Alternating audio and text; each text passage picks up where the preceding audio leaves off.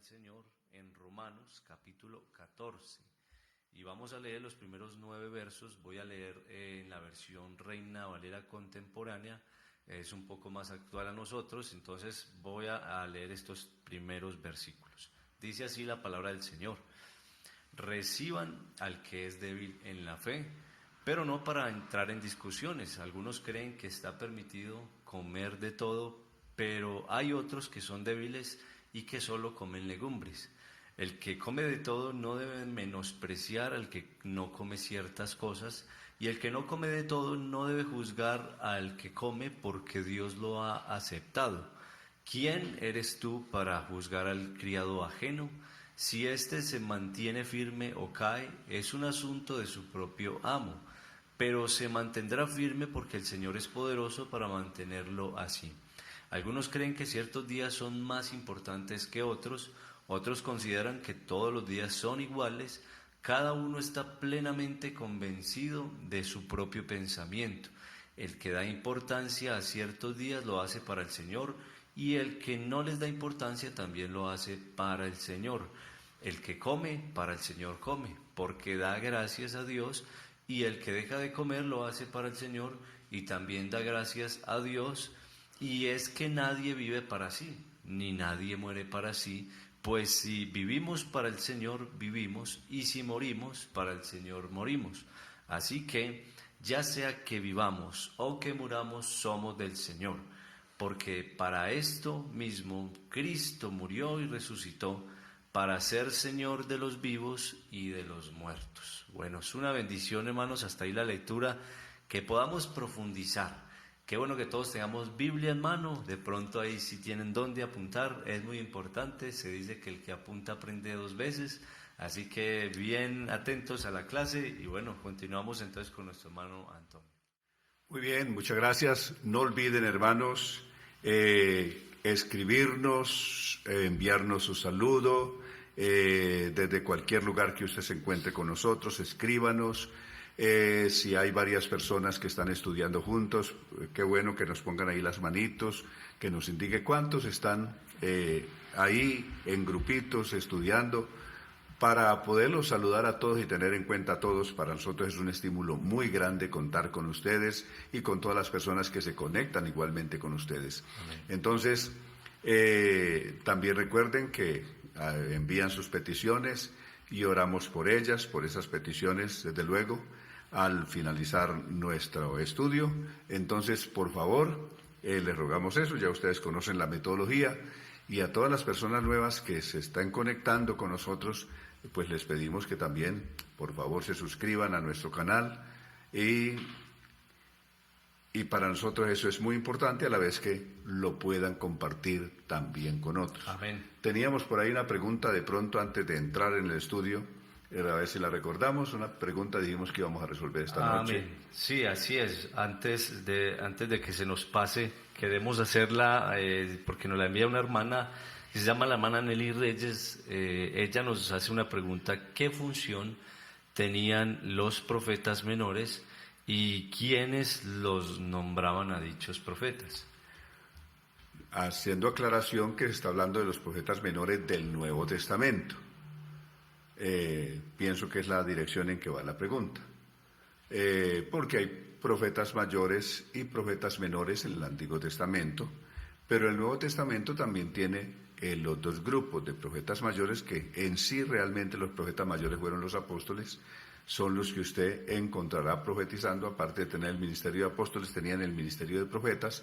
Por eso usted ve a Pablo profetizando, Hechos 20-27, por ejemplo, Primera de Timoteo capítulo 4, Segunda de Timoteo capítulo 4, Segunda de Timoteo capítulo 3, Primera de Tesalonicenses capítulo 4, verso 3 en adelante, Segunda de Tesalonicenses capítulo 1, verso 5 en adelante, capítulo 2 de Segunda de Tesalonicenses, verso 2 en adelante, el capítulo 2 en general, hasta el verso 12 de Segunda de Tesalonicenses en general. Usted encontrará a Pedro profetizando en el capítulo 1 de la segunda carta, verso 16 en adelante. El capítulo 2 es una profecía de Pedro. Todo está, todos estos apóstoles, a la vez de apóstoles, fueron profetas también. ¿Y qué diríamos de Juan? capítulo 2 de su primera carta, verso 18 en adelante. Juan está profetizando, y qué diríamos del libro de Apocalipsis, por ejemplo, que es profecía.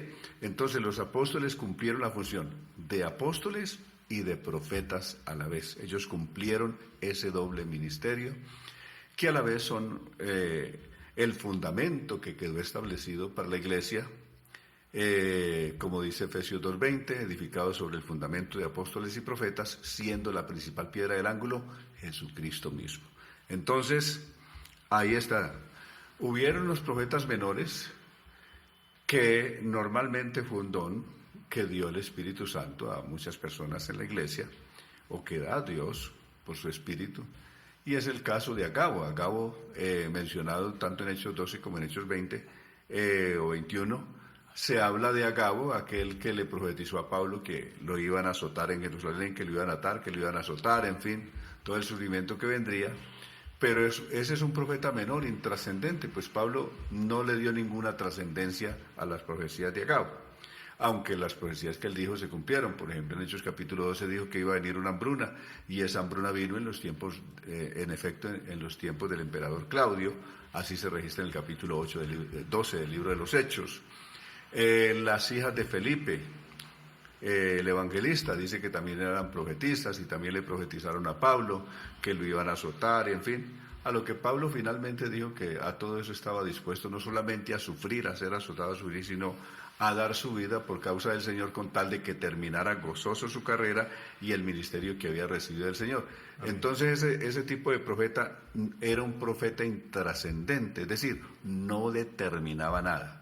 Ese es el profeta menor del Nuevo Testamento. Bien, y ya dicho esto, pues entramos a este capítulo 14 de Romanos. Este capítulo 14 de Romanos es bien importante en lo que tiene que ver con la aceptación, con la resolución de los conflictos que se pueden presentar en la feligresía entre los hermanos, y especialmente cómo evitar al máximo la exclusión. Hay dos términos. La exclusión desconoce completamente al otro por sus ideas, por su pensamiento, porque no piensa como yo. Entonces la exclusión desconoce al otro, al que piensa distinto, al que cree distinto. La aceptación, por el contrario, no excluye, incluye, es inclusiva, incluye a las personas. Cuando se habla del débil en la fe, aquí como comienza Romanos capítulo 14, no está hablando de un rebelde. Una cosa es un rebelde y otra cosa es un hermano débil en la fe. Una cosa es un rebelde y otra cosa, un hermano que es débil en la fe. Y vamos a ver todos estos detalles. El apóstol había agotado todo un temario que comenzó en el capítulo 6 sobre la vida moral o la condición de la nueva vida en Cristo, que arranca en Romanos capítulo 6 del verso 1 en adelante, y que incluye todo lo moral, todo lo que tiene que ver con la vida moral y ética del creyente. Y los últimos pincelazos que da acerca de esta vida moral y ética la dio en el capítulo anterior, a partir del verso 11 en adelante, cuando aparte de ponerles en alerta respecto de los acontecimientos escatológicos o la venida del Señor que está muy cerca, también les dijo que se abstuvieran de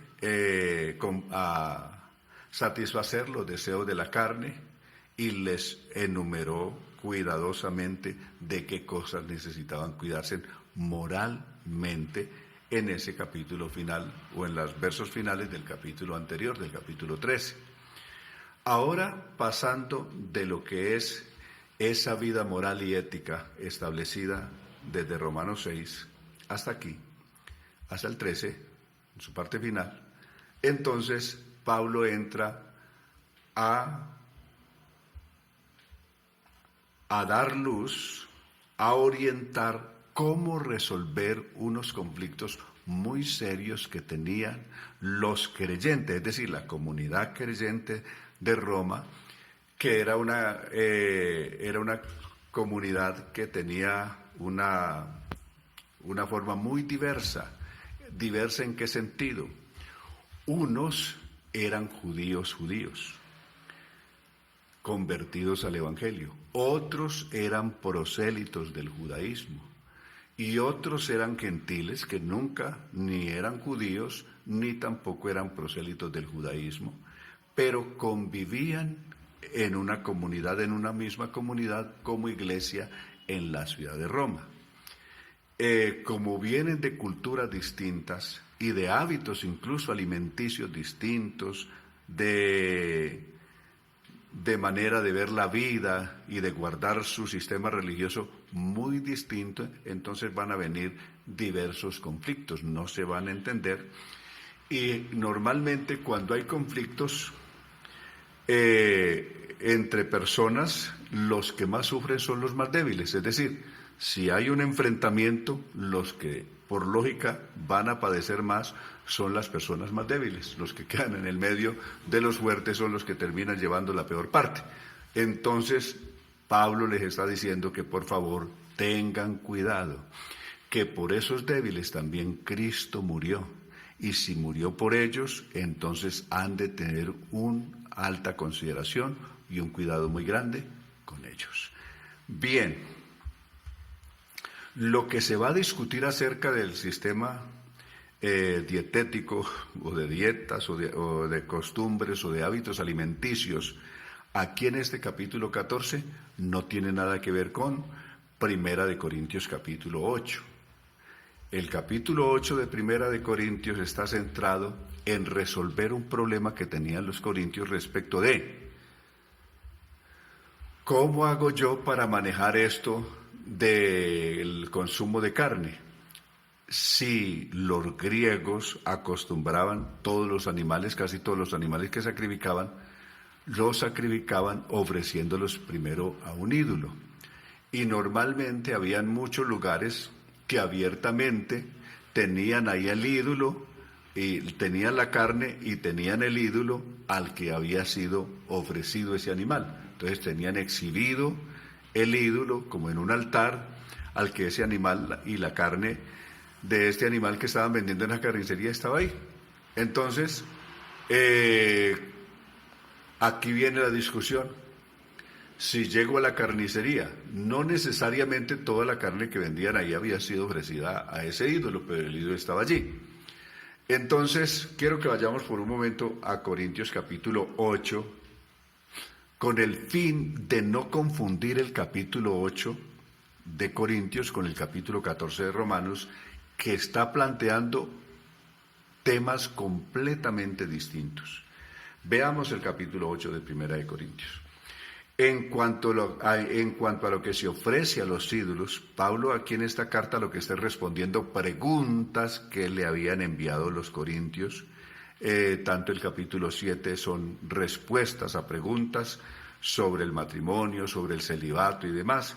Y en este capítulo 8, preguntas sobre cómo manejar esto de los animales sacrificados a los ídolos y cómo debo comer carne o no comer carne.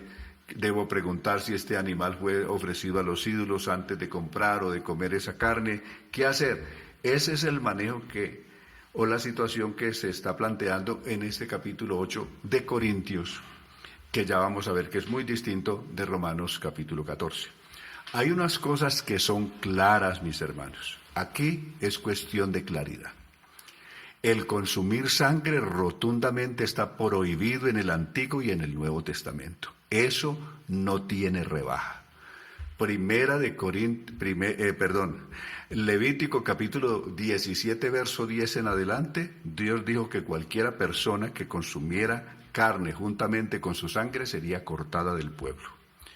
Y en segundo lugar, Hechos capítulo 15, verso 19 y Hechos capítulo 15, versos 28 en adelante, se le recuerda de nuevo a la iglesia, no importando si eran judíos o gentiles aquí, judíos o gentiles, igual la norma es válida para todos. ¿Cuál era? Que se abstuvieran de los animales sacrificados a los ídolos, que se abstuvieran de fornicación, de pecado de inmoralidad sexual, que se abstuvieran de consumir sangre y en consecuencia de animales ahogados. ¿Por qué el animal ahogado? Porque el animal ahogado muere con toda su sangre dispersa en su carne, de tal manera de que no hubo la forma de sustraer o de hacer una extracción de la sangre adecuada del animal, porque al morir ahogado toda la sangre quedó dispersa en toda la carne y por cierto esta carne se descompone rapidísimo, porque lo que corrompe todo pues es la sangre.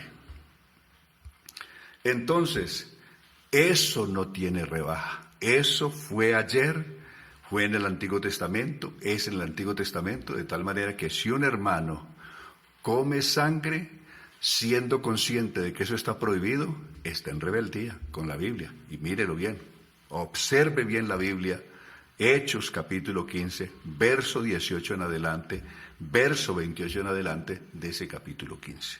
Entonces, eso no tiene rebaja. Ahí no se ponga a decir que es que como usted es tan maduro espiritualmente puede consumirlo. Ahí no vale la madurez, ahí es la rebeldía o la obediencia a Dios. Es lo que hay que clasificar ahí. Ahora, lo que se discute aquí, vamos a leer el texto de 1 Corintios, que es lo que está. En cuanto a lo que se ofrece a los ídolos, es cierto que todos sabemos,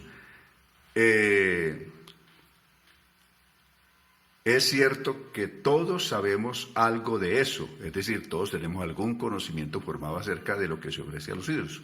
El conocimiento envanece, pero el amor edifica. Algunos creían que tenían tanto conocimiento que no había que prestar atención a esto, y resulta que sí, hay que prestar atención, porque si no es por mi caso, es por el caso de mi hermano. Si alguno cree saber algo, todavía no lo sabe como lo debe de saber. Pero si alguno ama a Dios, es porque Dios ya lo conoce. Si alguno ama a Dios, es porque Dios ya lo conoce. Cuando una persona ama a Dios, Dios sabe que esa persona lo ama. En cuanto a los alimentos que se ofrecen a los ídolos, sabemos que un ídolo no tiene valor alguno en este mundo y que solamente hay un Dios. O sea, aquí no hay 2 dioses ni 3 dioses, hay un solo Dios.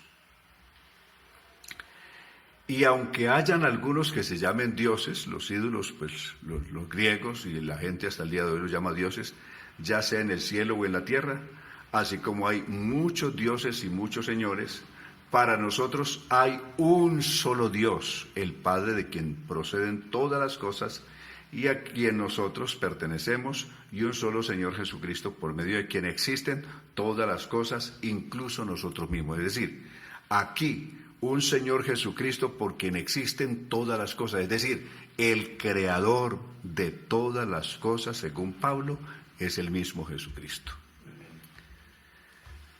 Pero no todos tienen este conocimiento.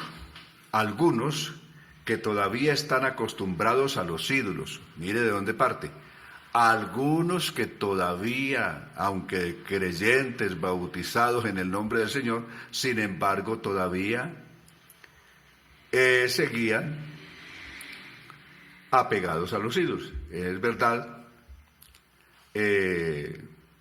pero algunos que todavía están acostumbrados a los ídolos, digo el 7, comen de lo que se ofrece a los ídolos. Algunas personas bautizadas en la iglesia en Corinto vivían tan acostumbrados a los ídolos que ellos, aún después de bautizados, siguieron comiendo lo que de carne de los animales que se ofrecían a los ídolos. Eso es lo que está diciendo. Y su conciencia, que es débil, se contamina. Es decir, y luego de comer esta carne, salían contristados, salían con su conciencia acusándoles o haciéndoles sentir culpables por lo que habían hecho. Es verdad que los alimentos no nos acercan más a Dios, Pablo aclara. Es verdad que los alimentos no nos acercan más a Dios, ni que comamos ni que no comamos, eso no nos acerca a Dios ni nos aleja. Pues no somos mejores por comer ni peores por no comer.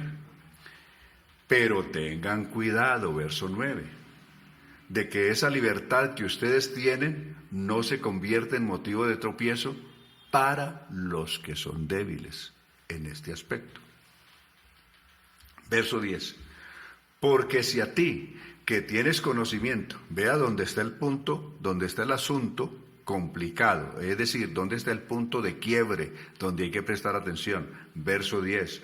Porque si a ti, que tienes conocimiento, te ves sentado a la mesa en lugar de ídolos, es decir, había un lugar donde vendían la carne y ahí tenían los ídolos a los que ese animal del que ahora están ahí los comensales comiendo había sido ofrecido. Esa carne o ese animal había sido ofrecido a esos ídolos. Quiere decir que habían puntos específicos o restaurantes específicos donde estaban los ídolos y la carne que estaban vendiendo en ese restaurante o en esa carnicería era exclusivamente carne de animales ofrecidos a los ídolos. No es que todas las carnicerías fueran así, no todas las carnicerías, no en todos los lugares o en todos los expendios de carne fueran ofrecidos a los ídolos. Habían unos sitios específicos. Por eso Pablo identifica los sitios específicos donde eso ocurría. Porque si a ti, verso 10, que tienes conocimiento, te ves sentado a la mesa, ¿en la mesa de qué? En un lugar de ídolos, quiere decir que no todos los lugares donde expendían carne eran lugares de ídolos, había unos sitios específicos. Le dice, si alguien cuya conciencia es débil, ¿acaso no se sentirá estimulado a comer de lo que se ofrece a los ídolos? Es decir, usted que lo ven tan espiritual y como con tanta madurez, está sentado en la mesa donde están los ídolos que previamente recibieron como ofrenda esos animales antes de ser sacrificados. Entonces pasa un hermano por ahí, lo ve comiendo y dice, este hermano que es tan maduro debe ser que eso no es malo entonces comer animales o carne de animales sacrificados a los ídolos. Ese hermano puede llegar a comer y enseguida desmoralizarse espiritualmente porque luego se va a sentir culpable en su conciencia. En tal caso, ese hermano débil por quien Cristo murió se perderá por causa de tu conocimiento, en dos sentidos. O porque se escandalice viendo a un hermano que está ahí prácticamente rindiéndole culpa a los ídolos, porque él todavía sigue con su apego a los ídolos, como leímos en el principio, a pesar de haber sido bautizado. Entonces, hermano, que cree que tú eres más espiritual, se escandaliza y se puede terminar apartando de la fe. O come también y luego sentir su conciencia culpable de haber cometido un pecado y termina apartándose. Entonces, no está bien que uno haga tropezar a un hermano por el que Cristo murió. Verso 12. Y así, al pecar ustedes contra los hermanos, es decir, ese pecado de comer carne sacrificada a los ídolos se convierte en un pecado contra el hermano o contra los hermanos débiles y herir su débil conciencia, está diciendo el verso 12. Pecan, al hacer esto, están pecando no contra el hermano ya, sino contra Cristo. Por lo tanto, si la comida es motivo de que mi hermano caiga, jamás comeré carne. Esa es la reflexión que hace el verso 13. Para no poner a mi hermano en peligro de caer. Ese es 1 Corintios capítulo 8. Veamos que Romanos capítulo 14, el tema es completamente otro. ¿Por qué quise traerlo a colación? Porque algunos confunden estos dos capítulos, el capítulo 8 con el capítulo 14 de Romanos, y resulta que los temas que se manejan son completamente distintos. Veamos el capítulo 14. El capítulo 14, ¿qué va a manejar? Va a manejar el sistema Koch y el sistema Parvi. El sistema Koch que se maneja aquí es una dieta estrictamente judía, es decir, el judío, hay un sistema Koch y un sistema Parvi. Veamos el sistema Koch primero. El sistema Koch que se maneja en el judaísmo, esto se maneja desde el Antiguo Testamento. ¿Qué consiste eso? Comer carne, pero de animales que tengan la pezuña hendida, a excepción de los cerdos y algunas otras especies, especialmente que tengan la pezuña hendida y que sean animales rumiantes. Los cerdos no son rumiantes, es decir, ellos no se echan a remascar después de que han comido, como así lo hacen las vacas, lo hacen las cabras, las ovejas, las gacelas, en fin, en general todo este tipo de animales vacunos y demás, ellos sí son rumiantes. Entonces, la carne solamente se consumía de eso. Estos animales, en el sistema Koch, ¿qué es lo que se vigila? Primero, que estos animales hubieran sido sacrificados correctamente. ¿Qué es que este animal haya sido sacrificado correctamente? Aparte pues de reunirle el requisito de que fuera rumiante, es que en el sacrificio de este animal se hubiera separado adecuadamente, hubiera sido por un experto que sacrificó al animal, separando adecuadamente la sangre y la grasa de ese animal. La sangre y la grasa de ese animal tenía que ser separada por el sacrificador que hacía este oficio, para que así la carne pudiera comerse con seguridad de que no tenía ni sangre ni otros elementos que pudieran ser nocivos para la salud. Ese es el sistema Koch. Entonces, el sistema Koch, que ya mencionamos, entonces contiene esto.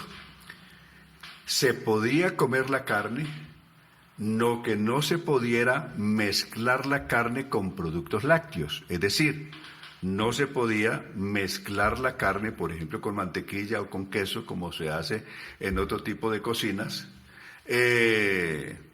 sino que la carne había que comerla aparte, y si iba a comer productos lácteos se tendría que comer aparte, no revolverlos, no comerlos juntos. Entonces, es el sistema Koch que se llama, y como tenía todo este cuidado, había otro sistema que es el sistema Parvi, que nada tiene que ver con el veganismo ni nada de lo que hoy se habla. El sistema Parvi no consumía carnes de animales como ganado, pero note de qué consistía este tipo de dieta. Esta dieta Parvi estaba compuesta por frutas, por cereales, es cierto, y también por pescado, pero pescado que fuera pescado que tuviera escamas. El que estaba excluido de este sistema Parvi son la carne de pescado que no tuviese escama.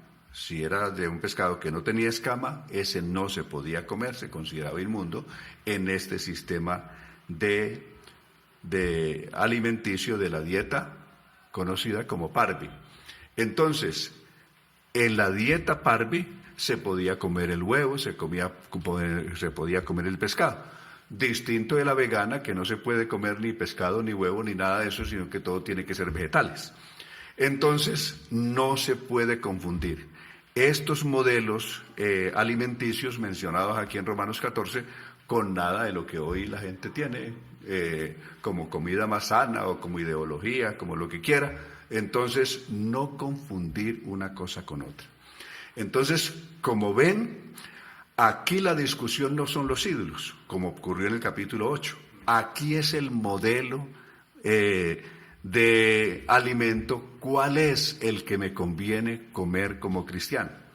Los que provenían del mundo gentil, ellos consideraban de que se podía comer de todo, es decir, comer la carne, comer los productos vegetales, las frutas, todo por igual.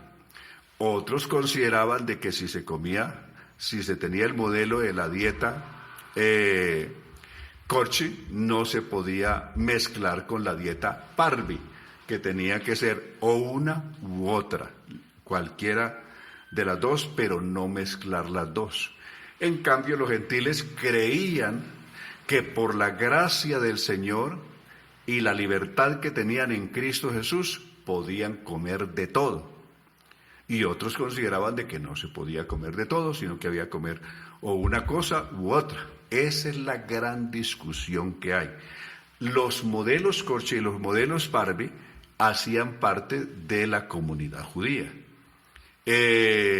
O por proselitismo, o que fueran judíos, hubieran llegado a la fe judía por proselitismo antes de convertirse en el Evangelio, o que fueran judíos de raza, y los otros. Entonces hay una comunidad que está compuesta por gentiles y por judíos convertidos y prosélitos del judaísmo antes también convertidos, y cada uno tiene un concepto diferente del alimento.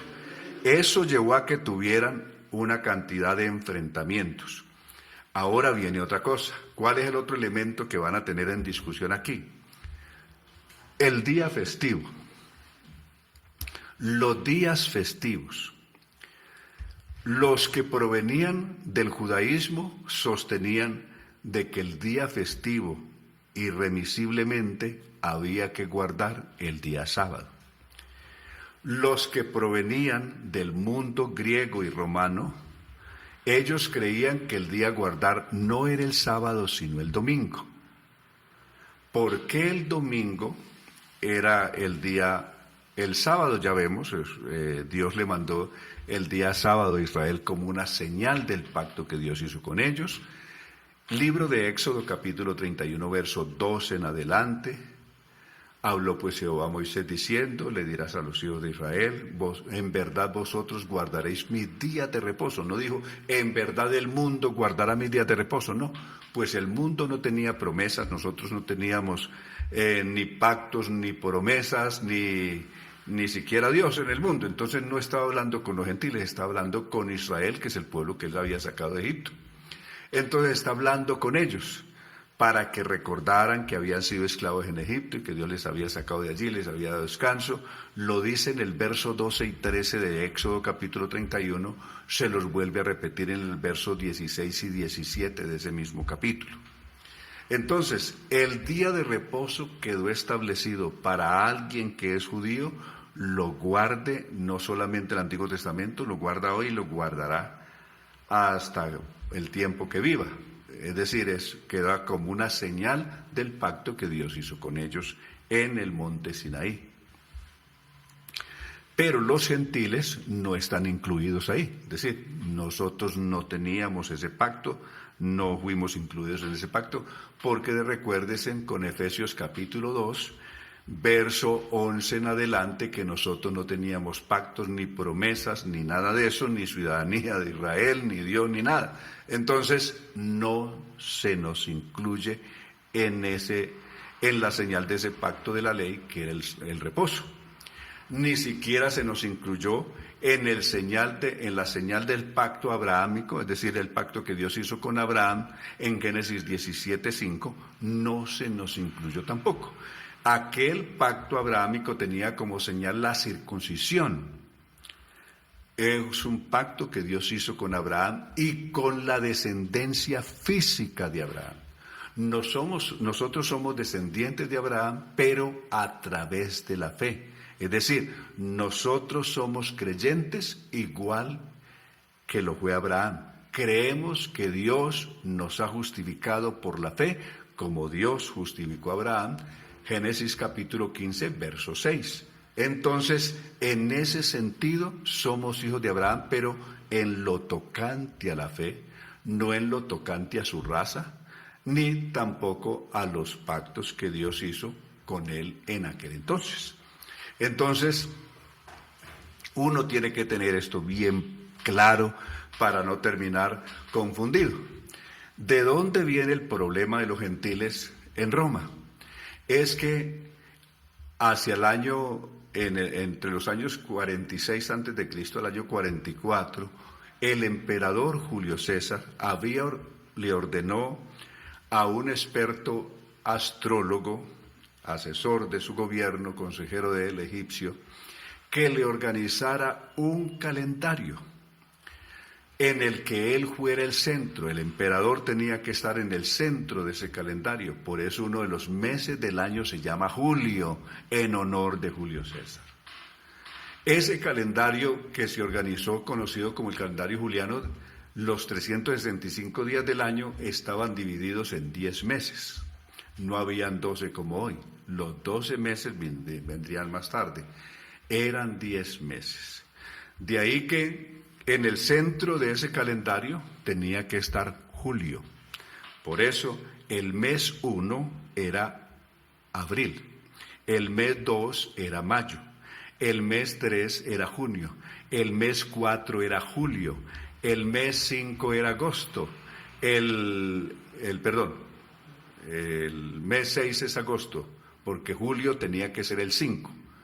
El 5 porque julio tenía que estar en el centro. Entonces, repito, el mes primero era marzo. Marzo es 1, abril es 2, mayo es 3, junio es 4 y julio, que era el que es en honor del César, tenía que estar en el centro del calendario, de ese calendario que el año tenía 10 meses. Por eso, agosto es 6, y note, septiembre, que viene de 7, que es el mes en que estamos, septiembre es 7, octubre es 8, noviembre es 9 y diciembre es 10.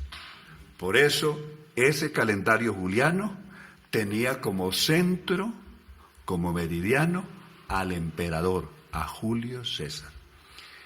En ese calendario, el domingo, en razón de que el emperador era devota o adorador del dios Sol, entonces el primer día de la semana era en honor al Sol. Y en honor al Sol era Sam es Sol. Es decir, el domingo es Sam, es Sol. En el calendario juliano, el día más sagrado era el domingo, porque era en honor al Dios mayor del cielo que adoraban los romanos, que era el Sol. Entonces era el domingo. Note que el lunes es la luna, ya es menor, según la creencia de ellos de los astros, la composición de los astros, la ubicación.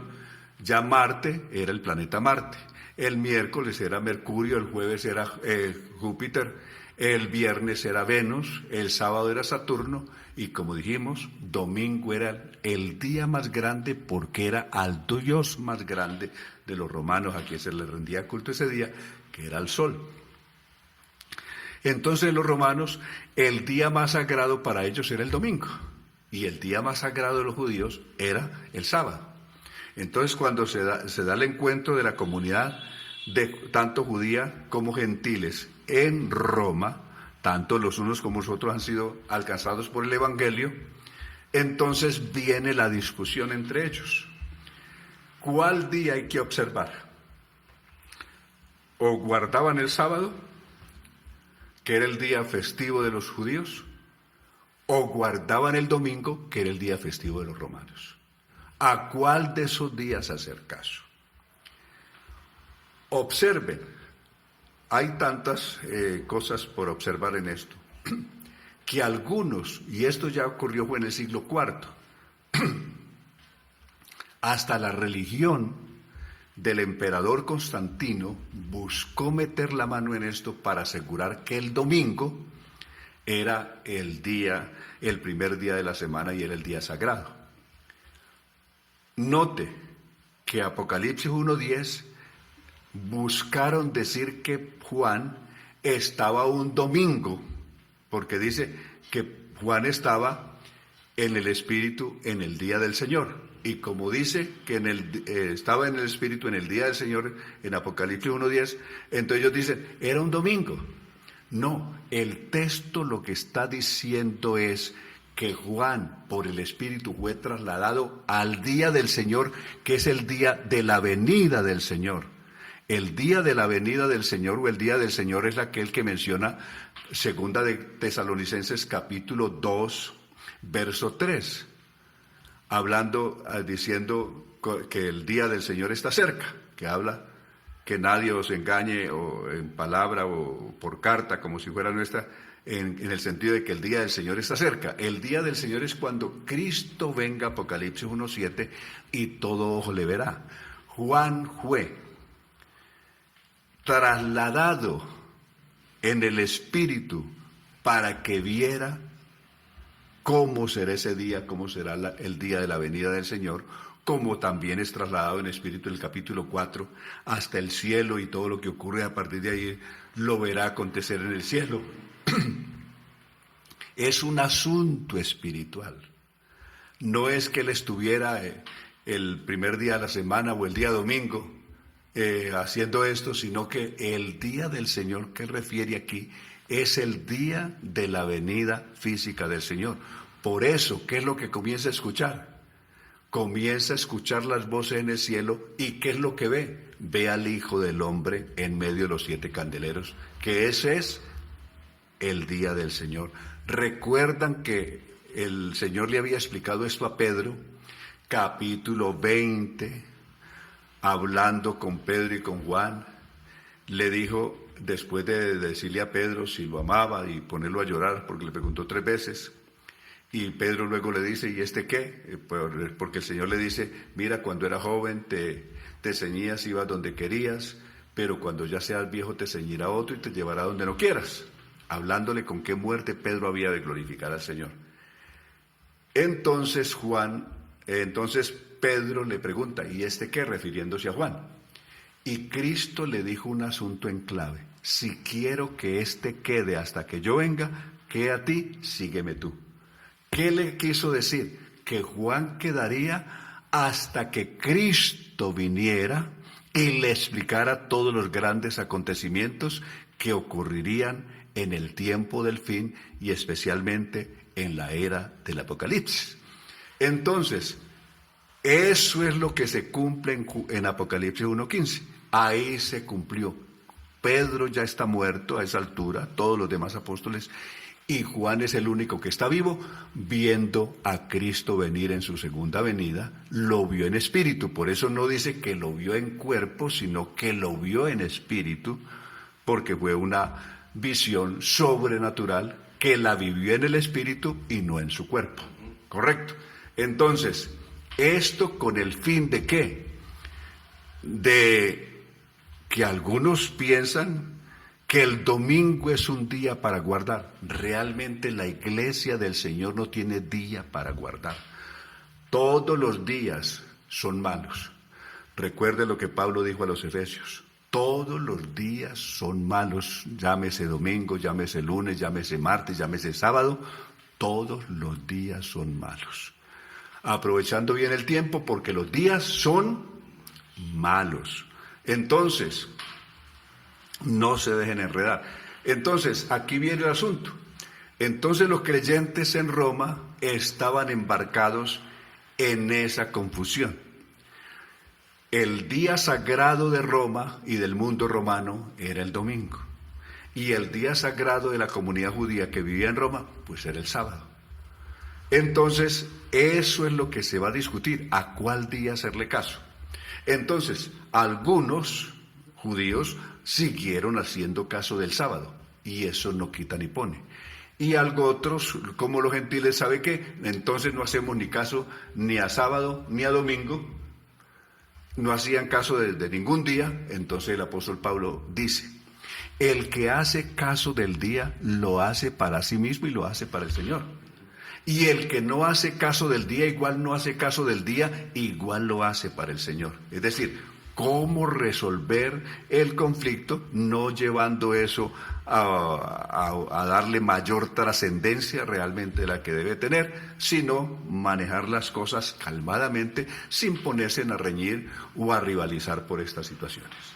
Entonces ahí sí, ya he explicado esto tanto de la cuestión del sistema alimenticio y he explicado esto de los orígenes de los famosos días sagrados, tanto de una comunidad como de otra, entonces ahí sí entendemos correctamente el pasaje. Porque la idea con este estudio es que usted lea el pasaje de la Biblia y lo puede entender sin ninguna dificultad. Y entonces mire cómo leemos. Reciban al que es débil en la fe, pero no para entrar en discusiones. Algunos creen que está permitido comer de todo. Esos son los que venían del mundo gentil, que no eran de ninguna comunidad judía. Pero hay otros que son débiles y solo comen legumbres, es decir, los que hacían uso de la dieta Parvi, que ya la leímos, que comía frutas, cereales, pero también pescado, con la excepción de que fuera pescado que tuviera escamas. Y también comían huevo. Entonces no tiene nada que ver con el veganismo de hoy. El que come de todo no debe menospreciar al que no come, está diciendo el verso 3. Si una persona, es decir, si una persona gentil comía de todo, es decir, comía carne, comía cereales, o comía la carne y a la vez esa carne la mezclaba con los lácteos, con los productos lácteos, que en las otras dietas, tanto en la Kochi como en la Parvi no se podía, pero alguien que no era judío comía de todo, es decir, comía carne y comía queso, pues lo hacía para el Señor. El que come de todo no debe menospreciar al que no come, al que no come ciertas cosas. El que no come de todo no debe juzgar al que come, porque Dios así lo ha aceptado. Es decir, busca que se acepten a pesar de ser diferentes en el concepto alimenticio. Si unos comían de todo, es decir, comían carne juntamente con los productos lácteos, no tienen por qué sentirse menospreciados, ni despreciados, ni rechazados por los que tenían la dieta Parvi, ¿correcto? O la dieta Kochi. Entonces, o viceversa. Verso 4, ¿quién eres tú para juzgar al criado ajeno? Aquí hay una cuestión. El único dueño de todos nosotros es el Señor. De resto, mi hermano no es un esclavo mío para yo juzgarlo, ni tampoco yo soy un esclavo de mi hermano para que me juzgue. El único que tenía potestad de juzgar era el dueño. El dueño podía juzgar a su siervo de acuerdo a sus criterios y a sus principios y a lo establecido.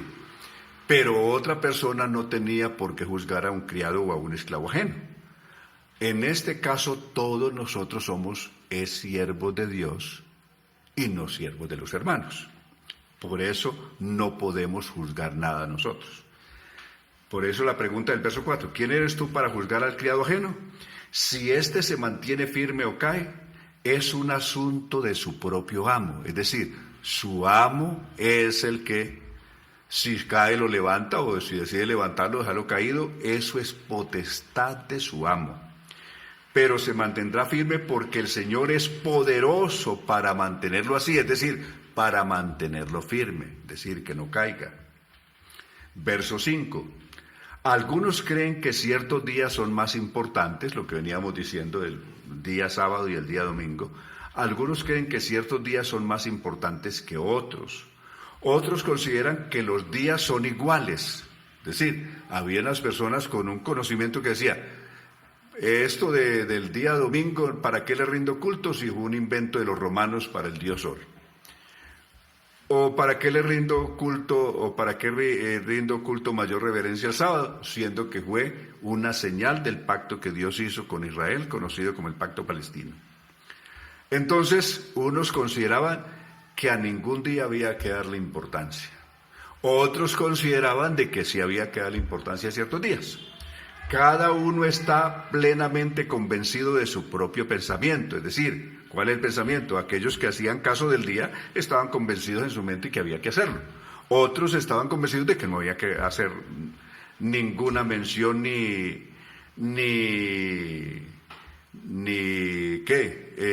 descanso especial por ser el día este o aquel.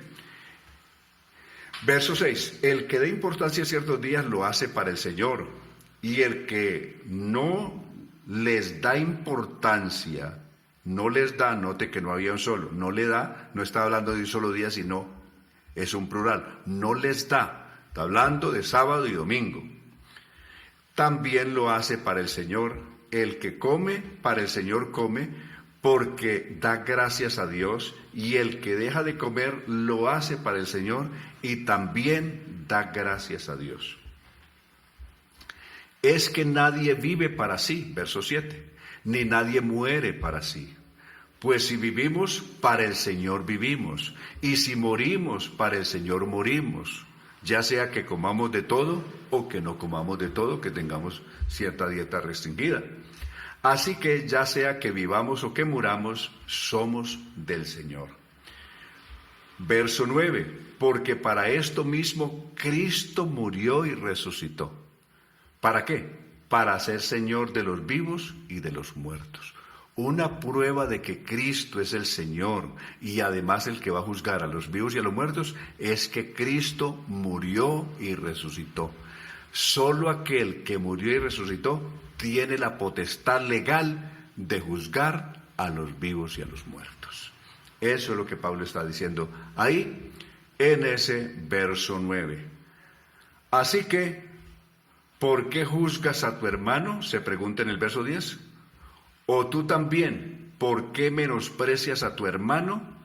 Todos nosotros tendremos que comparecer ante el tribunal de Cristo.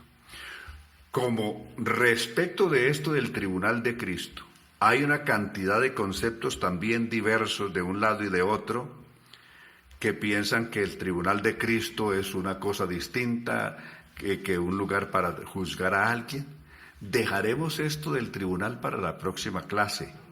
No olviden, próxima clase, veremos de qué se trata esto del tribunal de Cristo. No olvide esto, es muy importante y trascendental. Esto no es nada banal, no es nada simple. Vamos a prestarle atención y recuerde, es muy importante para toda la Iglesia del Señor saber y tener definido esto del tribunal de Cristo mencionado aquí y también en 2 Corintios capítulo 5. Ya lo veremos. Palabras de despedida, hermano Fran. Amén. Bueno, Dios los bendiga a todos. Fue un gusto tenerles a todos ahí conectados y también recuerden, vamos a tener esa clasecita ahí subida en internet, en YouTube, para que usted la pueda ver completa también. Que el Señor les bendiga grandemente y una feliz noche. Hermano Fran, de nuevo muchísimas gracias por estar con nosotros. Qué bendición tenerlo Amén. aquí. Un agradecimiento también a Manu, que ha estado ahí en la producción de nuestro programa, muy diligente en todo. Que el Señor la siga bendiciendo grandemente y en general cada uno de ustedes recuerden, los amamos en Cristo Jesús.